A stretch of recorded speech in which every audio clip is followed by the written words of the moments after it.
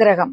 அப்படிப்பட்ட குரு பகவான் பெயர்ச்சியாவது நம்ம எல்லோருக்கும் ஒரு சிறப்பை தரும் அப்படிங்கிறதுல ஐயமே இல்லை. முடிந்த வரைக்கும் உங்களுடைய குலதெய்வத்தை வணங்குங்க. அதே போல கோவில்ல இருக்கக்கூடிய தட்சிணாமூர்த்தியை வணங்குங்க. நவகிரகத்தில் இருக்கக்கூடிய குருவை வணங்குங்க. இங்க திருச்செந்தூர் போயிட்டு வரக்கூடியவங்க, அதற்கு வாய்ப்பு இருக்கக்கூடியவங்க திருச்செந்தூர் போயிட்டு வாங்க. அதுபோல பெரிய பெரிய மகான்களின் சமாதிகள் இருக்கக்கூடிய இடங்கள்ல போய் கொஞ்ச நேரம் மெடிடேட் பண்ணுங்க. பொதுவாகவே நீங்க எல்லாருமே மெடிடேட் பண்ணலாம். எல்லா ராசிக்காரர்களுக்கும் பொதுவானதுதான். நீங்க மெடிடேட் பண்ண மனது ரொம்ப அமைதி பெறும்.